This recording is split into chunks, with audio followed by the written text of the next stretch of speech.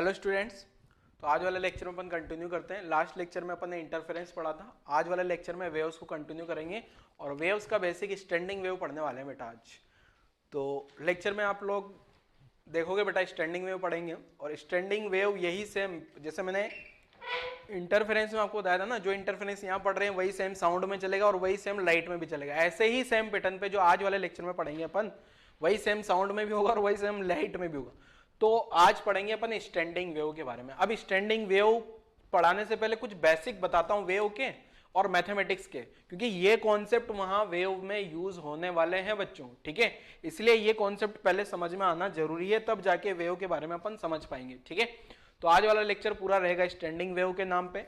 और उससे पहले मैं रिफ्लेक्शन ऑफ वेव बताता हूं कि वेव कैसे रिफ्लेक्ट होती है, ठीक है बच्चों। तो रिफ्लेक्शन ऑफ वेव में समझाने के लिए आपको वापस ले चलता हूं सिमुलेशन वाले पे, तो वहां से थोड़ा सा फील अच्छा आएगा आप लोगों को। और वहां से अगर आपको फील आता है, ठीक है, तो यहाँ आ जाते हैं अपन फिजिक्स सिमुलेशन पे। और अभी देखो आपको वेव वाला मैं सेलेक्ट करके फटाफट से देखते हैं कि वेव जो है टकरा के रिफ्लेक्ट कैसे होती है, ठीक है बच्चों।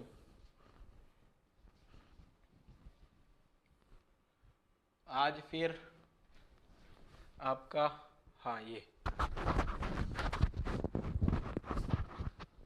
तो देखो क्या है, ये आ गया अपना बेटा वेव वाला पार्ट, ठीक है ना। यहां से अपन पहले एक पल्स के बारे में पल्स सेलेक्ट कर लेता हूं। ये पल्स आ गई अपनी, ठीक है। और अपना एक फिक्स एंड है, ये फिक्स एंड आ गया, ठीक है। ध्यान रखना यहाँ ये वाला एंड, ध्यान रखना ये वाला एंड फिक्स है, ये कभी भी नहीं उठने वाला, ठीक है। अब यहां पे एक पल्स भेजता हूं मैं और वो पल्स रिफ्लेक्ट होके कैसे आएगी ये आपको ऑब्जर्व करना है। गई पल्स, ठीक है, रिफ्लेक्ट होके आई क्या। एक बार मैं थोड़ा एम्पलीट्यूड इसका ज्यादा कर देता हूं ना, तो आप लोगों को अच्छे से दिखेगा। ये पल्स गई और ये आ गई क्या, मतलब अगर आप ध्यान से देखोगे ना तो ये वाला पॉइंट तो हिल ही नहीं रहा है, ये वाला पॉइंट तो हिल ही नहीं रहा है। अब एक्चुअल में होता क्या है कि जब ये पल्स जब तक यहां से उठ के यहां आती है ना, अब ये जो ग्रीन वाला पॉइंट है, ये ग्रीन वाला पॉइंट तो बैठा है आराम से, तो बेचारा ये अभी तक हो क्या रहा था, जैसे यहाँ पल्स जनरेट होती है ना, एक्चुअल में क्या होता है ये वाला पॉइंट, जैसे मैं ऑसिलेट करके बताता हूं आपको, ठीक है ना, मैनुअल करके बताता हूं। मैनुअल में क्या है देखो, जैसे ही मैं इस पॉइंट को ऊपर ले जाता हूं, इस पॉइंट को जैसे मैं ऊपर ले जाता हूं तो ये लाल वाला पॉइंट ऊपर जाएगा और नीचे आएगा, ठीक है। ये वाला रेड वाला पॉइंट, ये जो ग्रीन वाला है रेड वाले को ऊपर ले जाता है, बट यहां ये रेड वाला इस ग्रीन वाले को तो ऊपर ले जा ही नहीं पाता। तो नहीं ले जा पाता तो इसी सिचुएशन में क्या होता है, उस पल्स का फेज चेंज हो जाता है। पल्स का क्या हो जाता है, फेज चेंज हो जाता है। मतलब पल्स जो जा रही है, वो बेचारी जो पल्स जा रही थी ना अपने पास, जो पल्स जा रही थी वो तो अपने पास ऊपर की गई और रिटर्न में नीचे वाली आ रही है। फेज चेंज क्यों हुआ उसके पीछे का रीजन, क्योंकि जब पल्स यहां आती है, या ये वेव पल्स आगे क्यों बढ़ रही है, पल्स आगे बढ़ रही है, ये वाला मॉलिक्यूल इसके ये वाला जो अगला वाला मॉलिक्यूल है पिछले वाले मॉलिक्यूल को कॉपी कर रहा है, ये ऊपर जा रहा है, तो ये भी उसके साथ साथ ऊपर उठना ही पड़ेगा उसको। तो ऊपर उठता है, ऊपर उठता है, ऊपर उठता है, ऊपर उठता है। अब यहां आते आते ये रेड वाला मॉलिक्यूल चाहता है ग्रीन वाले को, अरे ऊपर उठ, वो उठता ही नहीं। क्यों नहीं उठ पाएगा, क्योंकि तो फिक्स है, ठीक है, फिक्स है। तो होता क्या है हकीकत में, देखो मैं यहां डायग्राम में से बताता हूं।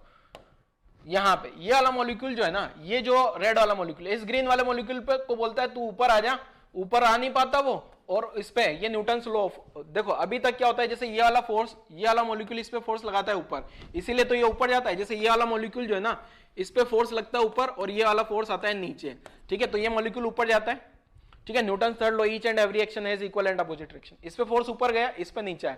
ऐसे यहां पे भी ये वाला जो मॉलिक्यूल है इस पे फोर्स ऊपर लगाता है, बट वो तो ऊपर जाएगा नहीं, ये खुद नीचे आ जाएगा। नीचे आ गया इसका मतलब इसका फेज चेंज होकर आएगा।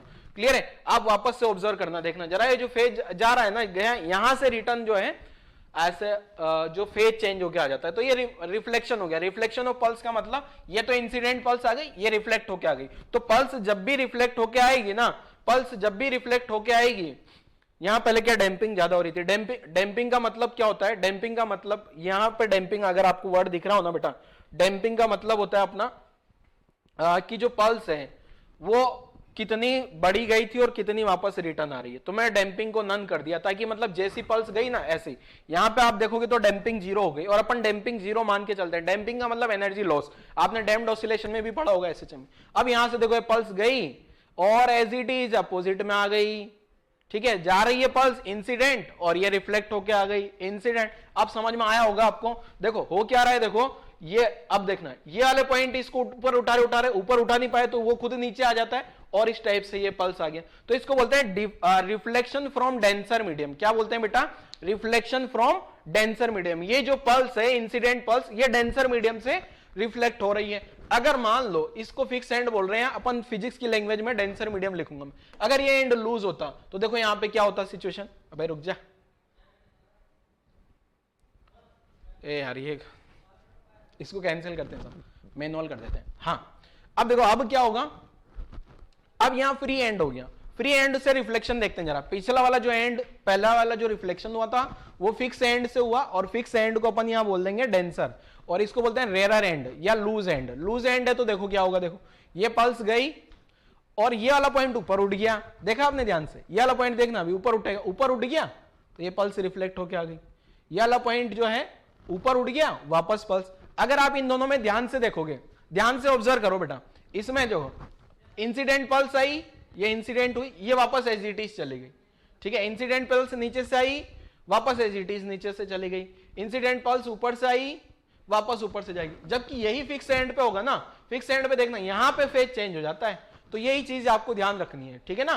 फेज चेंज हो गया टोटल। ऐसे अगर कोई एंड नहीं हो, अगर कोई भी एंड नहीं होगा ना, तो ये पल्स आगे ट्रांसफर हो जाएगी, ये पल्स जो है इधर आगे ट्रांसमिट हो जाती है, आगे आगे वाली ट्रांसमिट हो जाएगी, ठीक है। तो क्लियर है, कहानी आपको समझ आ रही होगी बेटा, ठीक है। और आज वाले लेक्चर में अपन पढ़ने वाले हैं क्या, स्टैंडिंग वेव। तो स्टैंडिंग वेव का कॉन्सेप्ट भी यही बता देता हूं तुरंत से आपको कि स्टैंडिंग वेव क्या है। ये तो अपन ने रिफ्लेक्शन पढ़ लिया, रिफ्लेक्शन के बाद मैं आपको थोड़ी सी मैथमेटिक्स सिखाऊंगा, फिर अपन हेडिंग लगा देंगे स्टैंडिंग वेव। तो स्टैंडिंग वेव क्या है देखो समझते हैं जरा। ये मान लो इधर फिक्स एंड आ गया, फिक्स एंड आ गया, अब यहां से वेव जाएगी स्टैंडिंग वेव। अगर आप पिछला लेक्चर ध्यान से देखा होगा तो पिछले लेक्चर से पिछला जहां सुपरपोजिशन पढ़ाया था मैंने, तो सुपरपोजिशन में मैंने पढ़ाया था एक तो इंटरफेरेंस। इंटरफेरेंस में क्या था, दो वेव थी जो सेम डायरेक्शन में जा रही थी और सेम फ्रीक्वेंसी थी। वहीं पे मैंने स्टैंडिंग वेव भी पढ़ाया था। स्टैंडिंग वेव में क्या होता, दो पल्स चाहिए, दो वेव चाहिए होती जो अपोजिट डायरेक्शन में जा रही हो, दो वेव चाहिए जो अपोजिट डायरेक्शन में जा रही हो, जिनका एम्पलीट्यूड सेम हो और फ्रीक्वेंसी सेम हो, ठीक है। तो अब मैं क्या करूंगा, एक वेव तो इधर से भेजूंगा, एक इधर से रिफ्लेक्ट होके आएगी, मैं इधर से लगातार वेव भेजूंगा, मतलब खूब सारी पल्स आएगी ना, वो वेव बन जाएगी।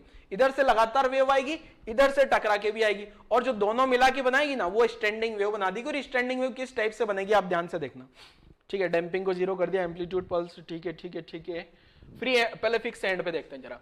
अब यहां पे मैंने ऑसिलेट करा रहा हूं, अब देखो ध्यान से, देखो रीस्टार्ट।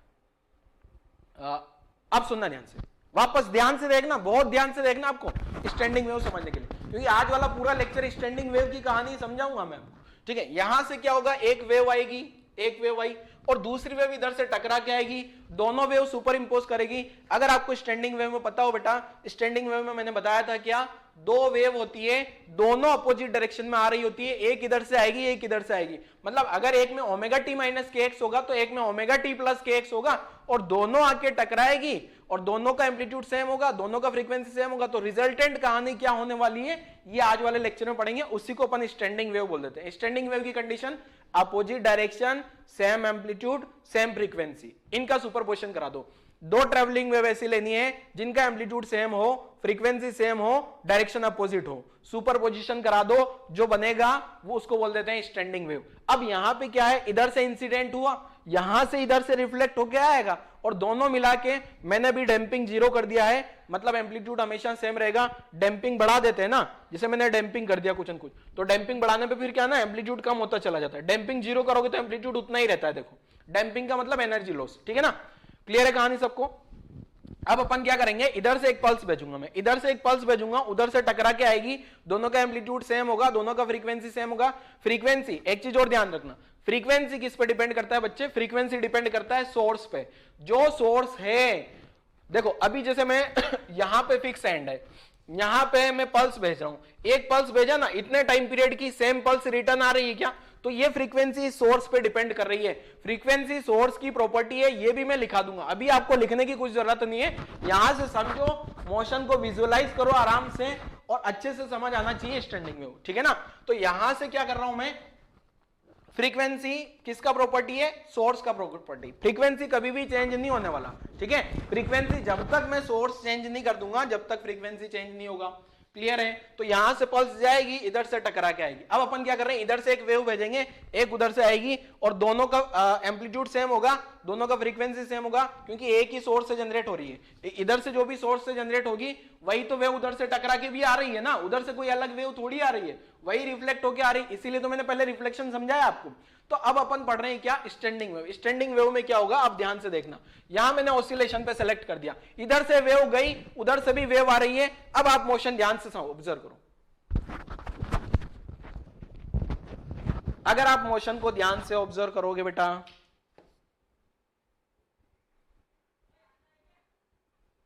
एक सेकंड फ्री स्लो मोशन में कर देते हैं इसको, तो आपको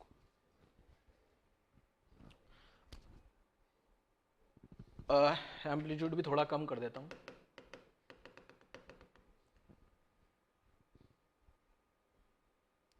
अरे एम्पलीट्यूड कम कर रहा हूं रे लाला, रीस्टार्ट करता हूं वापस।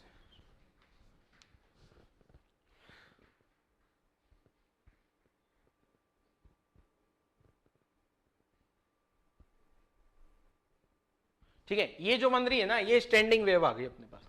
ये क्या आ गई बेटा, स्टैंडिंग वेव।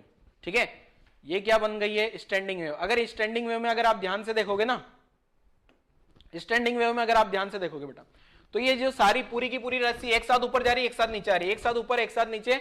ठीक है, यहां से पल्स जाती है एक साथ ऊपर एक साथ नीचे और एक साथ मीन पोजीशन पे। स्लो मोशन में करते हैं तो आपको दिखेगा, देखो एक साथ मीन पोजीशन पे, एक साथ नीचे, एक साथ ऊपर, एक साथ मीन पोजीशन पे। ठीक है, क्लियर है बच्चों। तो ये अपने स्टैंडिंग वेव बन रही है इस टाइप से, ये होगी अपनी स्टैंडिंग वेव। क्लियर है, स्टैंडिंग वेव का मतलब क्या है अभी थोड़ा आगे समझाऊंगा, फिर वापस यहां से भी आपको एक्सप्लेन करूंगा। ठीक है, तो मैं स्विच कर जाता हूं अपने बोर्ड पे। हाँ, पहला तो रिफ्लेक्शन आ गया, ठीक है ना, रिफ्लेक्शन ऑफ वेव मैंने समझाया इसे। तो पहला तो जो रिफ्लेक्शन होगा बेटा, तो पहला जो बता रहा हूं मैं, पहला reflection, reflection from denser medium, या फिर इसको ऐसा बोलते हैं रिफ्लेक्शन फ्रॉम फिक्स एंड। ठीक है, जैसा कि वहां डायग्राम में भी था अपने पास। ठीक है, तो मान लेते हैं ये इंसिडेंट पल्स है और यहां फिक्स एंड को अपन ऐसे बना दिया। ठीक है, ये पल्स जा रही है और इस पल्स का जो ओमेगा है, फ्रीक्वेंसी है ओमेगा मान लिया और इसका एम्पलीट्यूड ए मान लिया। ठीक है, अब ये जो पल्स यहां पे इंसिडेंट होगी, जब ये पल्स यहां से टकरा के आएगी तो अपोजिट फेज में आएगी और ये इस डायरेक्शन में जाएगी। अब इसका अभी भी फ्रीक्वेंसी वही रहने वाला है, अभी भी इसका फ्रीक्वेंसी वही रहने वाला है, एम्पलीट्यूड ए होने वाला है। अब अगर मैं इसका इक्वेशन लिखूंगा तो इसमें ओमेगा टी माइनस के एक्स आएगा क्योंकि ये राइट में जा रही है, अगर इसका फेज जो लिखेंगे। बट अगर इसका फेज लिखूंगा मैं ये वाली का, तो इसका जो फेज आएगा ये ओमेगा टी प्लस के एक्स तो आएगा।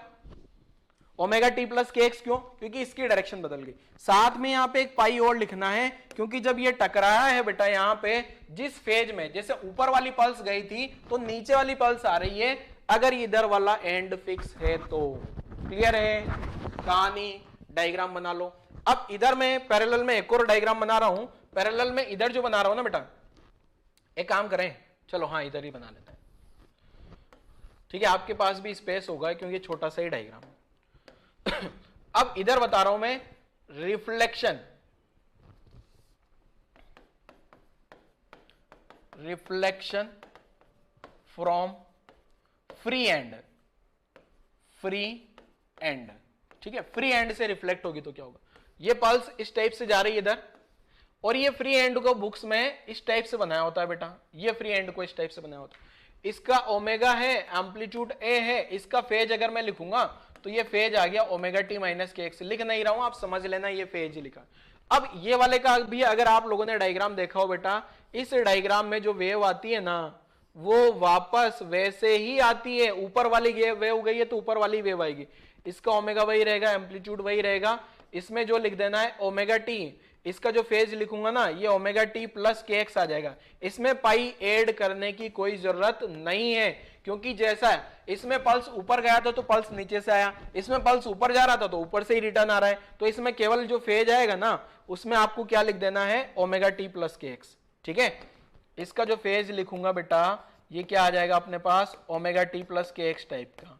ठीक है बच्चे, ये वाला फेज, इसका जो फेज है ये आ गया अपने पास ओमेगा टी माइनस के एक्स। ठीक है, तो ये रिफ्लेक्शन की कहानी होगी बच्चों। ठीक है, तो ये रिफ्लेक्शन वाला आप लोग नोट कर लीजिएगा, जरा वीडियो पॉज करो और ये रिफ्लेक्शन की कहानी नोट कर डालो जल्दी से, ठीक है। फिर आगे और समझते हैं जरा नेक्स्ट क्या है। देखो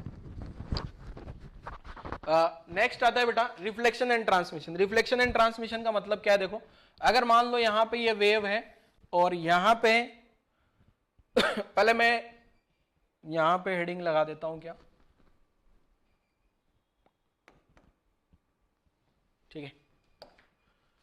इंसिडेंट मीडियम, पहला वाला जो केस फर्स्ट पढ़ा रहा हूं ना, केस फर्स्ट में मेरे पास में इंसिडेंट मीडियम जो है ना, इंसिडेंट मीडियम ये तो रेरर है, एंड जो रिफ्लेक्शन हो रहा है या रिफ्रैक्शन हो रहा है, रिफ्रैक्टेड बोल देता हूं या ट्रांसमिट वाला बोल देता हूं, जिसमें ट्रांसमिशन हो रहा है या ट्रांसमिट हो रहा है वो डेंसर है, ठीक है। देखो इसका मतलब क्या है समझाता हूं पहले तो। मान लो यहां से पल्स जा रही है और इधर वाला जो मीडियम है ना वो थोड़ा डेंसर है, ये इस टाइप से मोटी रस्सी बना दी मैंने, अगर आप ध्यान से देखोगे तो, ठीक है। अब ये जो पल्स इंसिडेंट हो रही है बेटा, ये पल्स इधर जा रही है, ठीक है, इसको इंसिडेंट पल्स बोल देते हैं, ठीक है। तो इंसिडेंट पल्स इस डायरेक्शन में जा रही है, इसका वेलोसिटी मान लिया था, इसका वेलोसिटी मान लो इंसिडेंट पल्स का v1, ठीक है, और इसका एम्पलीट्यूड मान लिया मैंने ai, ये जो पल्स है ना इसका एम्पलीट्यूड क्या मान लिया मैंने ai, मतलब इंसिडेंट पल्स का एम्पलीट्यूड समझ जाना आप, ठीक है। इसका फ्रीक्वेंसी ओमेगा मान लेते हैं, इसका वेवलेंथ लैम्डा मान लेते हैं, लैम्डा 1, ठीक है, क्लियर है। ये इंसिडेंट पल्स आ गई। अब ये पल्स आगे इधर टकराने के बाद क्या होगा, ये वाला मीडियम जो है ना, ये वाला मीडियम μ2 मान लिया, ठीक है, ये वाला मीडियम μ2 है, ये वाला मीडियम μ2 आ गया, और इधर वाला मीडियम जो है वो μ1 है। आपको क्वेश्चन में दिया गया है μ2 ग्रेटर देन μ1, मतलब इधर वाला मीडियम डेंसर है, ठीक है। अब ये पल्स इधर आएगी बेटा, अब यहां पे आने के बाद इधर जो पल्स जाएगी उसको ट्रांसमिट बोलेंगे और उधर जो आएगी वो रिफ्लेक्ट होगी। अब ये जो डेंसर मीडियम है ना बेटा, ये जो डेंसर मीडियम है, यहां से पता भी लग रहा होगा ये डेंसर है, ठीक है, और ये इधर वाला मीडियम जो है वो रेरर है, ये वाला मीडियम अपना रेरर आ गया, ठीक है। अब होगा क्या, ये वाला जो डेंसर मीडियम है ना, इसका बिहेवियर फिक्स वाले का जैसा होगा, जो फिक्स एंड का बिहेवियर हो रहा था ना, बट ये थोड़ा सा ये चेंजेस होगा कि यहां पे जो पल्स आएगी ना, यहां पे जो पल्स आएगी वो रिफ्लेक्ट होकर आएगी ऐसे, ठीक है, इधर जाएगी ये पल्स, ठीक है, और एक पल्स इधर भी जनरेट हो जाएगी छोटी सी, ठीक है, ये एक पल्स यहां भी बन जाएगी इस टाइप से, इसको बोलते हैं ट्रांसमिटेड पल्स, इसको बोलते हैं ट्रांसमिटेड पल्स, और इसको बोलते हैं रिफ्लेक्टेड पल्स। इसका वेलोसिटी v2 मान लिया, ठीक है, और इसका वेलोसिटी, ये इसका वेलोसिटी जो है ना वो v1 रहेगा, ठीक है, इसका वेलोसिटी v1 आ गया, ठीक है। अब ये v1 को कैसे लिखा जा सकता है, √t/μ1 से लिख सकता हूं क्या वेलोसिटी को, ठीक है। इसका फ्रीक्वेंसी ओमेगा ही रहने वाला है, और लैम्डा, इसका लैम्डा वही रहने वाला है, क्योंकि मुझे पता है v = f लैम्डा से यहां पे मीडियम चेंज नहीं हुआ, जितना वेलोसिटी यहां, ये v1 तो √t/μ1 ही था ना, ठीक है, टेंशन और म्यू तो वही रहेगा, तो इसका फ्रीक्वेंसी वही रहेगा, फ्रीक्वेंसी सेम रहने वाला है, क्योंकि फ्रीक्वेंसी तो सोर्स का प्रॉपर्टी है, ठीक है। अब ये जो इधर में जो पल्स गई है ना बेटा v2 से, v2 को क्या लिख दूंगा, √t/μ2। अब दोनों जगह टेंशन सेम इसलिए लिया है मैंने, हॉरिजॉन्टल स्ट्रिंग है, रेस्ट में इसलिए टेंशन सेम ले लिया, ठीक है। अब इधर का फ्रीक्वेंसी भी ओमेगा ही आएगा बेटा, ठीक है, इधर का एम्पलीट्यूड 80 लिख दिया, 80 का मतलब ट्रांसमिटेड पल्स का एम्पलीट्यूड, ओमेगा वही रहेगा, इधर का लैम्डा बदल जाएगा, इधर का लैम्डा 2 बोल दिया, और इधर का जो है ना मैंने लैम्डा 1 बोल दिया, इधर वाला जो लैम्डा है उसको लैम्डा 1 बोल दिया, ठीक है, और इधर वाला जो पल्स का एम्पलीट्यूड है उसको AR बोल दिया। AR का मतलब क्या, रिफ्लेक्टेड पल्स का एम्पलीट्यूड, ठीक है, इधर में जो पल्स रिफ्लेक्ट हुई है AR का मतलब रिफ्लेक्टेड पल्स का एम्पलीट्यूड। क्लियर है बच्चों? तो केस नंबर 1 समझ में आ गया। केस नंबर 2 में क्या होगा, इधर वाला मीडियम रेरर हो जाए और इधर वाला डेंसर हो जाए तो क्या होगा। तो केस 1 बनाओ फटाफट से आप लोग। एक चीज ध्यान रखना, ओमेगा दोनों साइड का फ्रीक्वेंसी सेम रखना है, फ्रीक्वेंसी सोर्स की प्रॉपर्टी है, मैं लिख भी देता हूं, फ्रीक्वेंसी सेम रहेगी हमेशा, फ्रीक्वेंसी ऑलवेज सेम, ठीक है, या फ्रीक्वेंसी डज नॉट चेंज,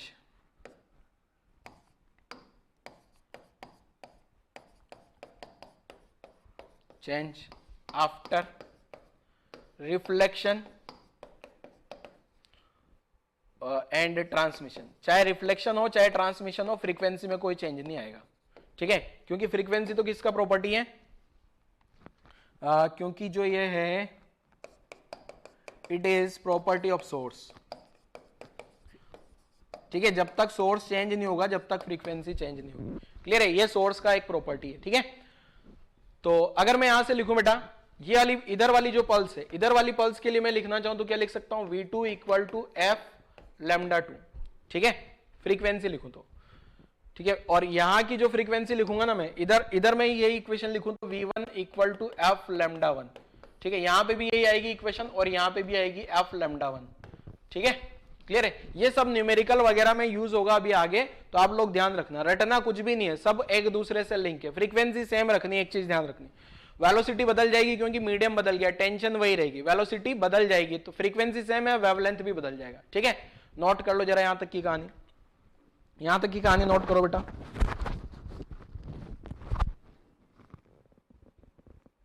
फिर मैं आगे केस सेकंड समझाता हूं इसमें।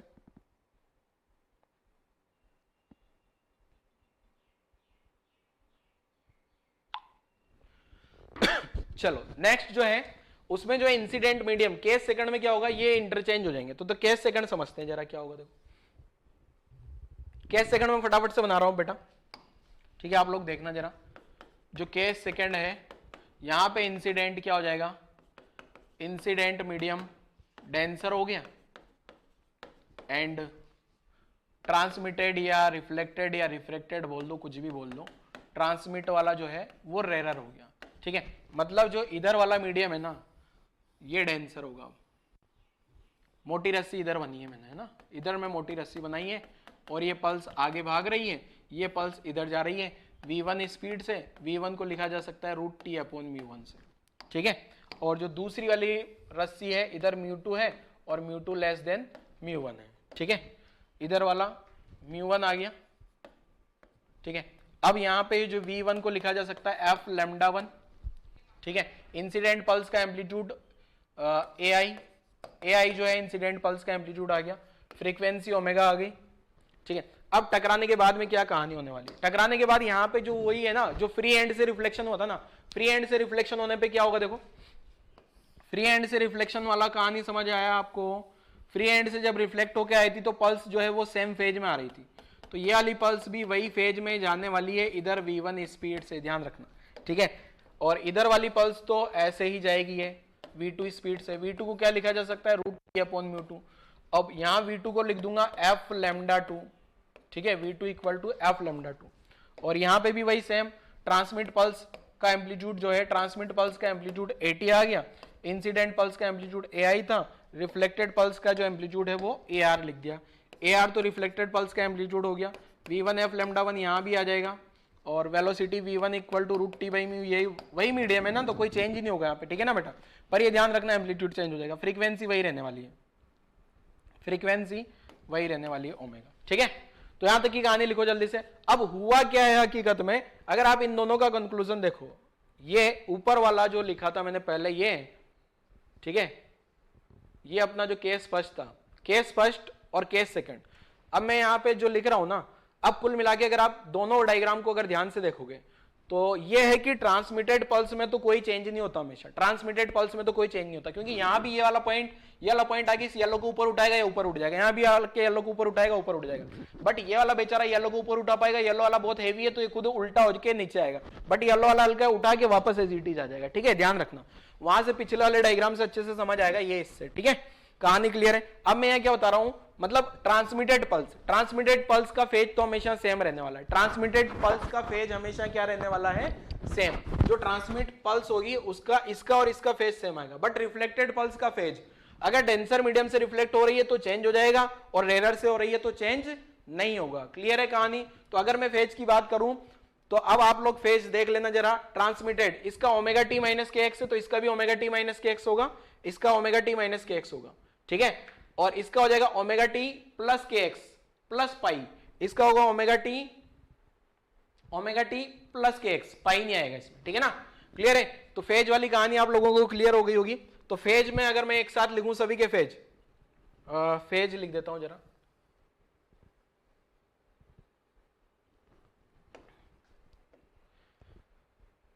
जैसे इसका फेज लिखा अपन ने, इसका फेज लिख रहा हूं, इसका ओमेगा टी माइनस के एक्स होगा, तो इस वाली का जो फेज होगा ना ओमेगा टी माइनस के एक्स प्लस पाई हो जाएगा, ठीक है।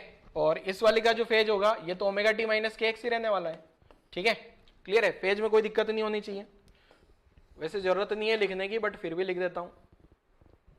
यहां पे लिखते हैं जरा, यहां पे इसका जो फेज है ये तो ओमेगा टी माइनस के एक्स ही रहने वाला है, इसका जो फेज है, इसका फेज ओमेगा टी माइनस के एक्स था, तो इसका भी ओमेगा टी प्लस के एक्स हो जाएगा बस, ठीक है। और ऊपर वाले का सही लिखा है ना, देख लेते हैं जरा, यहाँ पे गड़बड़ कर दी, यहाँ भी ओमेगा टी प्लस के एक्स होगा, प्लस इसलिए क्योंकि डायरेक्शन बदल गई, ठीक है। तो फेज वाली कहानी आपको समझ आ गई होगी। इसके बाद जो है ना यहाँ पे एक पॉइंट और लिख रहा हूं मैं, ठीक है। अब यहाँ पे कंक्लूजन लिखते हैं, क्या है देखो कंक्लूजन, यहां पे जो कंक्लूजन लिख रहा हूं ये है ट्रांसमिशन होगा। अगर ट्रांसमिशन हो रहा है, अगर ट्रांसमिशन हो रहा है तो नो फेज चेंज, फेज में कोई चेंजेस नहीं आएगा ट्रांसमिशन। और रिफ्लेक्शन हो रहा है, अब ये रिफ्लेक्शन दो अलग अलग मीडियम से हो सकता है। अगर हो रहा है ये कहां से, डेंसर मीडियम से, रिफ्लेक्शन अगर हो रहा है अपना कहां से बेटा, from denser medium, from rarer medium, ठीक है। अगर डेंसर मीडियम से फेज चेंज होगा, सॉरी डेंसर मीडियम पे रिफ्लेक्शन होगा डेंसर मीडियम से, तो phase change by pi, phase changes by pi, और इसमें आ जाएगा नो फेज चेंज, ये भी नोट कर लेना आप, ठीक है ना। क्लियर है, फ्रीक्वेंसी तो सब जगह सेम होगी, वेलोसिटी बदल जाएगी, लैम्डा बदल जाएगा, ये सारी कहानी मैं आपको समझा चुका हूं ऑलरेडी। कहानी नोट कर लो जल्दी से यहां तक की, वीडियो पॉज करो और केस 1 और केस 2 दोनों नोट कर लो पहले। वीडियो पॉज करके नोट करते रहना आप लोग, ठीक है ना। ये केस फर्स्ट आ गया अपना, केस फर्स्ट पहले नोट कर लो।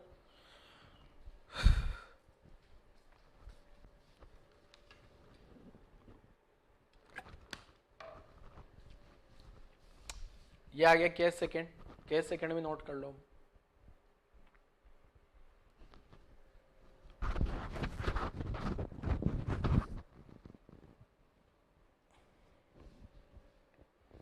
चलो मान लेते हैं आपने नोट कर लिया होगा वीडियो पोस्ट। नेक्स्ट, अब नेक्स्ट क्वेश्चन आ जाता है अपने पास। क्वेश्चन में पहले एक्सप्लेन कर देता हूं बच्चों आपको क्वेश्चन क्या है, ठीक है ना। क्वेश्चन एक्सप्लेन कर देता है। तो ये एक पल्स है बेटा, अब आपको यहाँ म्यू दिया है या 4 म्यू दिया है, मतलब आप समझ गए होंगे ये रेरर है और ये डेंसर है। इंसिडेंट पल्स जो है ना, इंसिडेंट वेव, उसका इक्वेशन दिया है वाई आई, आई का मतलब इंसिडेंट वेव, मैंने लिख भी दिया है 12 cos 100 पाई x 20 पाई t। अब आपको ये मान लेना है सारी की सारी टर्म जो है एसआई में है, ऑल टर्म इन एसआई, ठीक है ना। ऑल टर्म्स जो है एसआई में मान के कर लो। वैसे हकीकत में एसआई में नहीं होती है, मिलीमीटर वगैरह में होता है सब कुछ, सेंटीमीटर में होगा या सेंटीमीटर में, पर अपन क्वेश्चन को आसान वे में बनाने के लिए आपको तो थ्योरी समझना है ना, क्वेश्चन को एक्सप्लेन करना है बस, ठीक है। ये इंसिडेंट हो गया। अब मुझे क्या पता करना है, कैलकुलेट। अच्छा एक काम करते हैं, एक फॉर्मूला भूल गया मैं, यहाँ पे एक फॉर्मूला और लिखता हूँ जरा, देखो फॉर्मूला क्या है, देखो यहाँ पे एक फॉर्मूला लिखते हैं। फॉर्मूला किस चीज का है, देखो फॉर्मूला जो है ना बेटा, ये है फॉर्मूला एक तो ट्रांसमिटेड पल्स का। ट्रांसमिट पल्स होता है ट्वाइस ऑफ V2 और V1 plus V2 into incident pulse का एम्पलीट्यूड। एंड ये आपको डेरिवेशन पे नहीं ले जा रहा हूं मैं, आप डायरेक्ट याद रखो बेटा, है ना। और रिफ्लेक्टेड पल्स का एम्पलीट्यूड होता है V2 minus V1 upon V1 plus V2, मतलब नीचे वाली टर्म दोनों में सेम है, इसमें ऊपर वाली टर्म बदल गई, वहां 2V2 आ रहा है, यहाँ V2 minus V1 into incident pulse का एम्पलीट्यूड, ठीक है। क्लियर है बच्चों। यहां से एक चीज और मैं एक रिजल्ट और बताऊंगा आपको, ये फॉर्मूला रट लेना है पहले तो। देखो इस फॉर्मूले में देखोगे ना आप, V1 V2 का वैल्यू कुछ भी हो जाए, all values of V1 V2, all values of V1 and V2 AT always positive, ठीक है ना। V1 V2 का वैल्यू कुछ भी रख लूं, AT ऑलवेज पॉजिटिव रहेगा। AT ऑलवेज पॉजिटिव मतलब, AT ऑलवेज पॉजिटिव का मतलब ये है कि जो ट्रांसमिटेड पल्स होगी ना उसमें कोई भी फेज चेंज नहीं होगा। बट ये AR में देखो, AR नेगेटिव भी हो सकता है, AR नेगेटिव और पॉजिटिव कब होगा। अब देखो यहां पे ध्यान से समझना आपको क्या है, देखो अगर V2 ग्रेटर देन V1 हुआ तो AR पॉजिटिव हो गया, ठीक है। अब ये देखो पहले तो आपको ये भी पता है,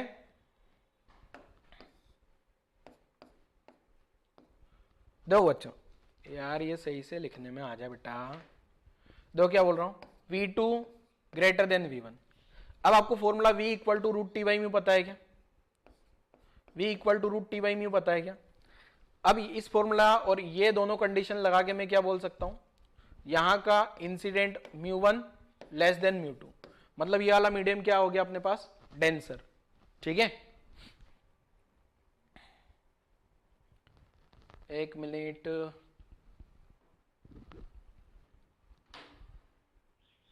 हाँ ये उल्टा लिख दिया, वही तो मैं सोच रहा हूं ना। यहां पे क्या आ जाएगा बेटा, अगर ये यहां μ2 है ना, तो μ2 लेस देन μ1 ऐसा हो जाएगा क्या, इनवर्सली प्रोपोर्शनल है ना, मतलब इंसिडेंट मीडियम क्या हो गया, यहां से आपको समझ में आया होगा इंसिडेंट मीडियम क्या हो गया। ठीक है, AR यहां पे अगर AR पॉजिटिव हो, AR पॉजिटिव होगा,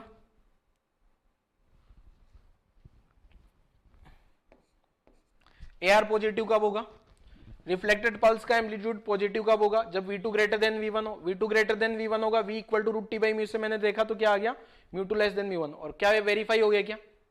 ठीक है, रिफ्लेक्टेड पल्स का एम्पलीट्यूड पॉजिटिव का मतलब कोई भी फेज चेंज नहीं हो रहा, कोई भी फेज चेंज कब नहीं होगा, जब रिफ्लेक्टेड होगा कहां से, रेरर मीडियम से, और क्या है μ2 मतलब सेकंड वाला मीडियम रेरर हो गया क्या बेटा। ठीक है, ऐसे ही दूसरा कहानी अगर मैं समझाऊं तो एम्पलीट्यूड अगर ये AR नेगेटिव है, AR नेगेटिव कब होगा, जब V2 लेस देन V1 हो जाए। अब आप and root T by mu की कंडीशन लगा लेना, इसको ऐसे लिखता हूं यार मैं, आपको थोड़ा सा मुझे लग रहा है आप लोग कंफ्यूज हो जाओगे। ठीक है, ये तो पहले लिख दिया मैंने, ऑलवेज पॉजिटिव। ठीक है, अब इसको थोड़ा बड़ा करते हैं, ऊपर ले जाते हैं, ट्रांसमिट कंक्लूजन जो लिखा है ना, कंक्लूजन रखना है मुझे यहाँ पे। ठीक है, तुम तो बंद हो जाओ बेटा।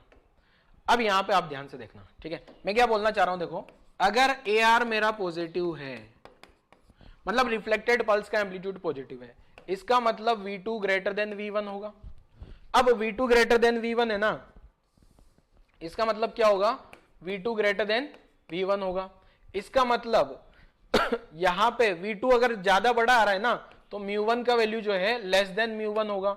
ये यहां से ये वाला रिलेशन मैंने ऐसे लिखा, वेलोसिटी का formula root T by mu लिखते हैं ना अपन, उससे लिखा है। ठीक है ना, तो AR पॉजिटिव तो V2 ग्रेटर देन V1 μ2, मतलब ये रिफ्लेक्शन हो रहा है कहां से, रिफ्लेक्शन हुआ ना, ये कहां से हुआ, फ्रॉम रेरर मीडियम। ठीक है, यहां μ2 आ जाए बेटा, μ2।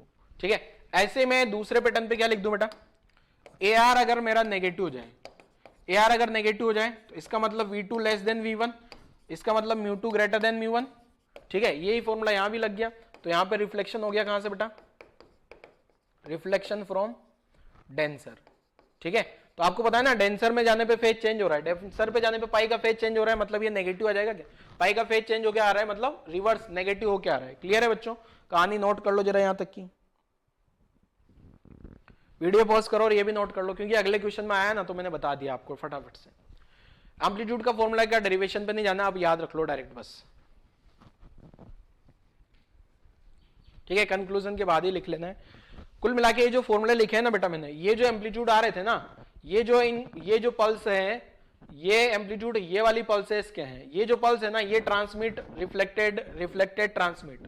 ठीक है, रिफ्लेक्टेड ट्रांसमिट ट्रांसमिट रिफ्लेक्टेड, इन पल्स के एम्पलीट्यूड है। AI क्या है, यहां जो AI है ना, ये AI जो है इंसिडेंट पल्स का एम्पलीट्यूड है, AT ट्रांसमिट का है, AR रिफ्लेक्टेड का है, ये आपको क्लियर होगा। ठीक है, तो अब क्वेश्चन पे आ जाते हैं जरा, वीडियो पोस्ट करके यहां तक की कहानी लिख लिया, तो अब क्वेश्चन सोल्व करो जरा। क्वेश्चन में मैंने समझा चुका हूं आप लोगों को, क्वेश्चन में आपको समझा चुका हूं बच्चों। ठीक है, क्वेश्चन में ऑलरेडी आपको एक्सप्लेन कर दिया हूं।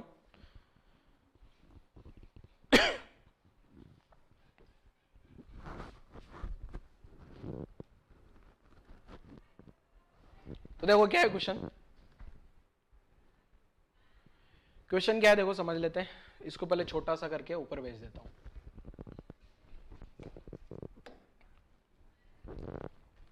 ये तो आ गया बेटा मेरे पास क्या, इंसिडेंट पल्स।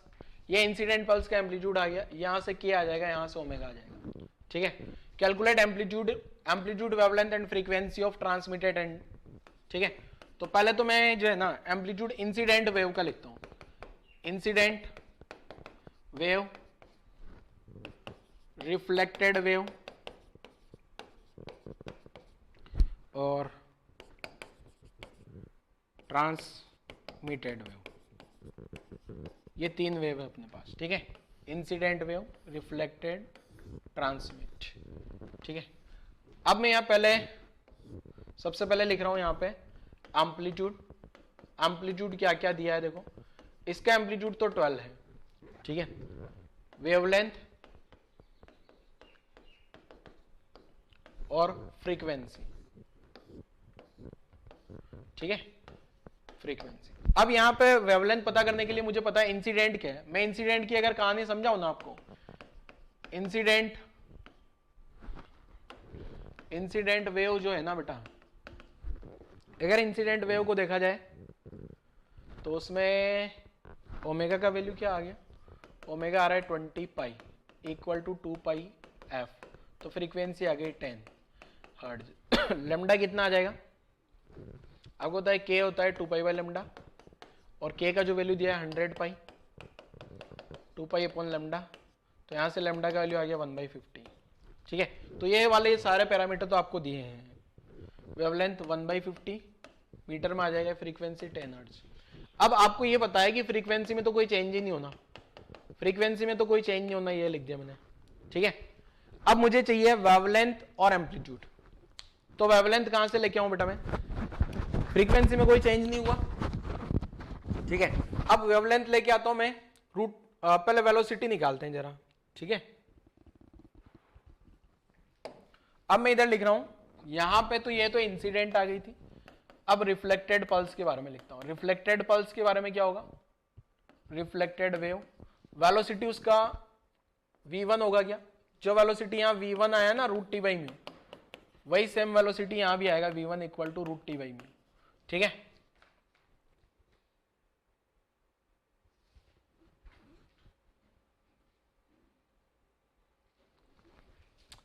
ये रिफ्लेक्टेड का आ गया क्या, तो और रिफ्लेक्टेड का वेलोसिटी तो रूट टी बाई म्यू आ गया, बट रिफ्लेक्टेड का एम्पलीट्यूड क्या आ जाएगा, एक सेकंड, और रिफ्रैक्टेड का भी साथ में लिखना पड़ेगा। रिफ्रैक्टेड का वेलोसिटी क्या आ जाएगा बेटा, root T upon 4 mu. Refracted बोल दूं या इसको ट्रांसमिट बोल दूं, एक ही बात है ना, ट्रांसमिट, ठीक है। अब मुझे चाहिए ए आर, रिफ्लेक्टेड पल्स का एम्पलीट्यूड। ए आर क्या लिखा था बेटा, v2 minus v1 upon v1 plus v2 into incident pulse का एम्पलीट्यूड, ठीक है। तो यहां से ए आर क्या आ रहा है देखो, जो ए आर लिखूंगा ना मैं, v2 की जगह क्या लिख दूं, root T upon 4 mu minus root T upon mu upon root T upon 4 mu plus root T upon mu into incident pulse का एम्पलीट्यूड, इंटू इंसिडेंट पल्स का जो एम्पलीट्यूड होगा, इंसिडेंट पल्स का एम्पलीट्यूड कितना दिया है क्वेश्चन में, 12 into 12 कर दिया। यहां से रूट टी बाई म्यू सब जगह से गायब हो जाएगा क्या, तो यहां से इसको सिंप्लीफाई करने पे रिफ्लेक्टेड पल्स का एम्पलीट्यूड आ रहा है 1/4 माइनस 1 1/4 प्लस 1 इंटू 12, तो ऊपर तो आ गया 3/4 माइनस, और नीचे आ गया 5/4 इंटू 12, ठीक है। 4 ने 4 को गायब कर दिया, तो ये जो रिफ्लेक्टेड पल्स का एम्पलीट्यूड नेगेटिव आ रहा है। नेगेटिव क्यों आ रहा है, उसका रीजन आपको समझ आ जाना चाहिए। नेगेटिव जो है ये इसलिए आया बेटा, क्योंकि ये जो है ना डेंसर मीडियम से रिफ्लेक्ट होकर आ रहा है, तो ये 4 से 4 तो गायब हो गया, 36/5 आ रहा है रिफ्लेक्टेड पल्स का एम्पलीट्यूड, माइनस 36/5, ठीक है।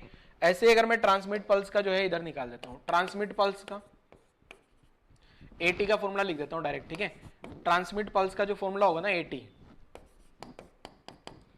Twice of v2 v1 plus v2 into incident pulse का एम्पलीट्यूड, ठीक है। तो ट्वाइस v2 कितना आ जाएगा, root T upon 4 mu upon root T upon mu root T upon 4 mu into 12, ठीक है। तो ये टी अपॉन म्यू तो सब जगह से गायब हो जाएगा, तो 2 इंटू 1/2 बचेगा यहाँ पे। यहाँ गड़बड़ कर दिया अपन ने, वही मैं सोच रहा हूँ कुछ गड़बड़ तो ना है। यहाँ 1/2 आएगा, 1/2 1/2, ठीक है।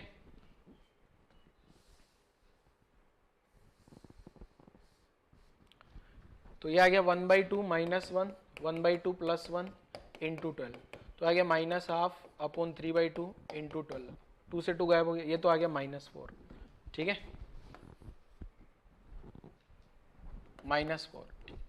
और यहाँ पे देखोगे ना आप 2 × 1/2, 1 + 1/2, ठीक है। कैलकुलेशन ध्यान से देख लेना यार, ये इस कैलकुलेशन ही गड़बड़ कर देती है हमेशा। तो 1 नीचे आ जाएगा 3/2 इंटू 12, तो ये आ गया 8, यहाँ आ जाएगा 8, ठीक है। अब वेवलेंथ पता करने के लिए जो है ना बेटा, वेवलेंथ कैसे पता करें, देखो v = f लैम्डा लगा दें, तो v नहीं पता, हाँ v, देखो वेवलेंथ पता करने के लिए किस टाइप से होगा, देखो हाँ पहले इसी का पता कर देता हूं। तो वेवलेंथ जो है ना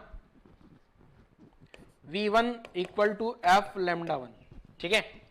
तो v1 तो क्या आ रहा है √T/μ, और फ्रीक्वेंसी यहां से क्वेश्चन में कितना दिया है, फ्रीक्वेंसी निकाला था ना, हाँ ये रहा, फ्रीक्वेंसी में तो कोई चेंज ही नहीं होगा, तो 10 λ1, तो यहां से λ1 का जो वैल्यू आ गया ना ये आ जाएगा। एक्चुअल में क्या है ना, फ्रीक्वेंसी कैलकुलेट नहीं हो पाएगी जब तक म्यू और टी का वैल्यू नहीं दे दिया जाए, ठीक है ना। तो फिर भी मैं लिख देता हूं क्योंकि हो सकता है कभी कभी क्वेश्चन में दे दिया जाए, तो ये λ2 आ गया, ठीक है। ऐसे ही मैं अगर इधर कैलकुलेट करूंगा ना बेटा, तो v1 = f λ1, तो v1 को लिख देंगे T/μ, या T/4μ जाएगा। ये सारा सब कुछ गड़बड़ कर दिया मैंने, ठीक है। f का वैल्यू कितना दिया है 10 इंटू λ1, तो λ1 चला जाएगा यहाँ से 1/10 √T/μ, ठीक है। ऐसे यहाँ पे जो रिफ्लेक्टेड है ना, इसमें तो v2 लिखना होगा ना, v2 f λ2 √T/4μ, फ्रीक्वेंसी कितना दिया है वहां से 10 λ2 आ जाएगा 1/10 √T/μ। तो कुल मिला के ये है कि फ्रीक्वेंसी परफेक्ट कैलकुलेट नहीं हो पा रही, बट हो जाएगी, ठीक है। तो बट यहाँ लिख तो देता हूँ अब इनको, है ना बेटा, रिफ्लेक्टेड वाला जो आ रहा है ना 1/10 √T/μ, 1/10 √T/4μ, ठीक है। टी और म्यू का वैल्यू दे दिया जाएगा तो कैलकुलेट हो जाएगा। फेज वगैरह मैंने कैलकुलेट नहीं हुआ करवाया, वरना बहुत ज्यादा ही कॉम्प्लेक्स कैलकुलेशन हो जाती है, ठीक है बच्चे, क्लियर है। तो यहाँ तक की कहानी आप लोगों को आई थिंक समझ में आ गई होगी बच्चे, यहाँ तक की कहानी आई थिंक आपको समझ आ गई होगी, ठीक है। अब इसके बाद अगर आगे बढ़ूं बच्चे, तो नेक्स्ट आता है ट्रिग्नोमेट्रिक फॉर्मूला। तो ये जो ट्रिग्नोमेट्रिक फॉर्मूला लिखे हैं ना बेटा बोर्ड पे, ये जो भी बोर्ड के पे ट्रिग्नोमेट्रिक फॉर्मूला लिखे हुए हैं, इनको आपको याद कर लेना है। अगर ये आपको फॉर्मूले, ये वाले फॉर्मूले याद हो जाएंगे ना, ठीक है, तो आपके लिए थोड़ा सा आगे की कैलकुलेशन अच्छे से समझ आएगी, ठीक है। तो ये अगले लेक्चर में आपके काम आने वाले हैं बच्चों, ठीक है, स्टैंडिंग वेव वाले लेक्चर। फिर अपन स्टैंडिंग वेव के बारे में पढ़ेंगे। आज वाले लेक्चर में तो हो नहीं पाया स्टैंडिंग वेव, मेरे को लग रहा था आज कवर हो जाएगा, बट स्टैंडिंग वेव में थोड़ा टाइम लगेगा, तो उसको अगले लेक्चर में रिकॉर्ड करते हैं, ठीक है बच्चों। आज वाला लेक्चर यहीं क्लोज करता हूँ, थैंक यू।